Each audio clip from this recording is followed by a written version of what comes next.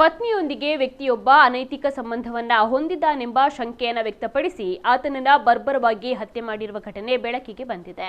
ಕೊಲೆಯಾದ ವ್ಯಕ್ತಿಯನ್ನ ರಮೇಶ್ ಎಂದು ಗುರುತಿಸಲಾಗಿದೆ. ಬನಪ್ಪ ಎಂಬಾತನ ಪತ್ನಿ ಲಕ್ಷ್ಮಿ ಜೊತೆ ರಮೇಶ್ ಅನೈತಿಕ ಸಂಬಂಧವನ್ನ ಹೊಂದಿದ್ದಾನೆ ಎಂಬ ಶಂಕೆ ಬನ್ನಪ್ಪನಲ್ಲಿತ್ತು. ಅಲ್ಲದೆ ರಮೇಶ್ ಲಕ್ಷ್ಮಿ ಜೊತೆ ಫೋಟೋವನ್ನ ತೆಗೆದುಕೊಂಡು ಅದನ್ನ ವಾಟ್ಸ್ಆಪ್ ಸ್ಟೇಟಸ್ಗೆ ಹಾಕಿದ್ದ ಎನ್ನಲಾಗಿದೆ. ಇದನ್ನ ಕಂಡು ಆಕ್ರೋಶಗೊಂಡ ಬನಪ್ಪ ಹಾಗೂ ಲಕ್ಷ್ಮಿ ಮನೆಯ ಹಿಂಭಾಗದ ಜಮೀನಿಗೆ ಕರೆದು ಬಳಿಕ ಇಬ್ಬರೂ ಸೇರಿ ಕುಡುಗೋಲಿನಿಂದ ರಮೇಶ್ನ ತಲೆ ಹಾಗೂ ಕುತ್ತಿಗೆ ಭಾಗಕ್ಕೆ ಹಲ್ಲೆಯನ್ನು ನಡೆಸಿ ಭೀಕರವಾಗಿ ಕೊಲೆ ಮಾಡಿದ್ದಾರೆ ಎನ್ನಲಾಗಿದೆ. ಈ ಘಟನೆ ನಡೆದಿರುವುದು ಬೆಳಗಾವಿಯಲ್ಲಿ. ಘಟನೆಯ ಕುರಿತು ಮಾಹಿತಿ ತಿಳಿತಾ ಇದ್ದಂತೆ ಪೊಲೀಸರು ಸ್ಥಳಕ್ಕೆ ಭೇಟಿ ನೀಡಿ ಪರಿಶೀಲನೆಯನ್ನ ನಡೆಸಿದ್ದಾರೆ.